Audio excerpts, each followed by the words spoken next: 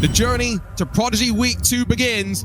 It's the Prodigy Racing League Mazda MX-5 Golden Ticket Series on RaceRoom that's underway. I don't think we're going to get much side-by-side at the front. It's going to then be down into turn 5. The next time we're really heavily onto the brakes, that things will get chalked up and the action will rise. As expected, single file down in through the slight kink at turn 2, onto the brakes through 3. Crucial corner, Joey, to bring your momentum forward into that next heavy dive. You see the margin in front. He's got to keep an eye on the two that are battling so they don't break away. Side by side for 5th, could be side by side for 11th and 12th as well. But as they rub doors, argy-bargy in towards Bill Mitchell Bend, it's all going to work out for the time being. We'll bring those behind just a little bit more into the fight as Nemchek's gone around. I think Almeida got tagged up as well. There's a little bit of a commentator's curse there. Just as Nemchek was doing such a good job, he instantly gets sucker punched back to the field, unfortunately. I don't think Wisniewski is going to be the kind of driver who hangs back and just settles for second. They are still a little bit too close to Martin Barna. Only about 2 seconds of gap separate them from 3rd place. They're going to want to extend that a little bit more before they start to go full fighting mode, because they're going to lose seconds upon seconds per lap once they start doing that. Ivan Fornes recovering after his own little spin. All turn 5 is going to be the site of plenty of battle right now, isn't it? We're not even halfway through this race, and drivers trying to make sure they're in position at the right time. Fornes going to dive it on through. Going to give no track position to the car that was on the outside, but that's all right. 11 minutes left on the clock. This is the thing about not having many laps, Joey. At a track like Road America, doesn't mean there's lack of passing opportunities. Uruguay still staying out there as you've got Braun now just trying to hold off a freight train behind. Going to get pushed to make the move into turn 3. Commits, but maybe not as much as he needed to. Leaning off of the corner, and that's going to be Chukwueze. That's almost off. He got self-corrected there, I tell you, by one of his fellow competitors. It's been an eventful day for him, to say the very least. Uruguay serving the drive-through penalty. 7 minutes left on the clock. It's going to release a handful of drivers, you'd assume, to go out there and fight. Relatively slow pit lane speed limit as well here, and that's him down to the back, unfortunately. Down, Kamto Chukwueze has left the scene of an incident. Couldn't quite figure out who the other 2 cars that were involved, but from the timing screen would indicate David Nemchek was one of them, and Max Muller would have been the other. You can see on Chukwueze's face, I think that he's recognized that all these incidents, Joey, have taken him out of contention for a top 12. Here we go into Canada corner. Action starting to heat up at the front, and I think these drivers know as well that if they want any chance in the final, they need to be as close to the fastest drivers as possible, and that's why they're fighting so hard for the grid position in the final.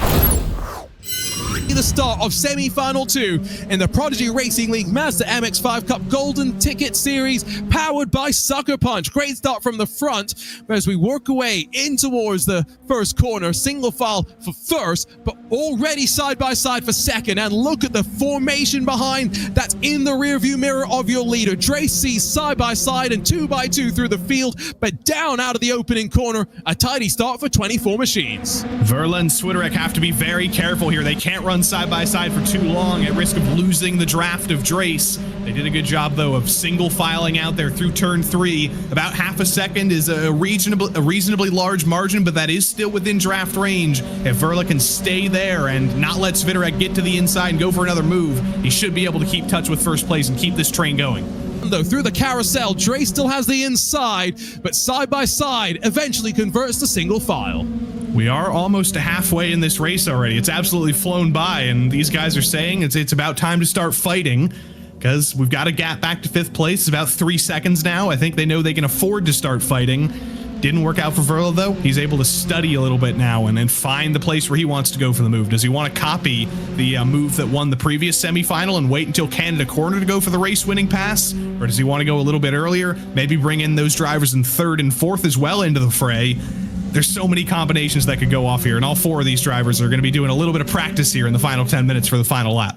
Brandon Hawking, look at this board with him. perspective. And what a perspective it is. I have never seen this in 4 years of sim racing broadcasting, over 1,000+ events, from behind the wheel, GoPro style. This is like Top Gun, straight on in the pilot, steering wheel. This is good stuff. Maximin's going to try and hold on as they sweep up through the long left-hander at Bill Mitchell Bend. Oh, I'm getting nervous. I don't know why. Vliestra's got the inside line. Slightly better momentum off the corner for him if he just carries the speed through, but feeds the draft behind. And up front, I got a sneaking suspicion that finally, Whirler's being displaced from second, and potentially Filippo's trying to have a move. He ran out of draft. He goes back to fourth. Such is how you can chop and change in the draft here at Road America. To all, Maximin's going to have a look, gets a little bit out of sorts, and then the argy-bargy off the corner gets him forward and past Vliestra, who doesn't come under pressure from behind. This is, I've got to say, as much as it's great racing, very calculated racecraft as well. What you'd love to see. Maximin, he looks totally calm right now. He's got to get a little bit worried though, because they're going to be side by side through the carousel, but that emotion's not changing whatsoever. He is ice cold and he is ready to keep defending. The running is over, the peloton is over, and now it's time for full power until the end. You just saw Verla going for a move again into turn 5 for the lead. They're going to be side by side through turn 6 as well. And now, oh, Drace had a bit of a shove there that saw him get a little bit out of sorts, but as he comes through, the hurry down, was there more contact that will drop him to fourth? Again, remember, he will still be in the final, still has a chance, but after leading for about 17 full minutes, Philip Drace to fourth, Leandro Whirler to the lead, and now it's Widderick and Filippo, the two behind, putting the pressure on. That's how quick, Joey, things can change at Road America.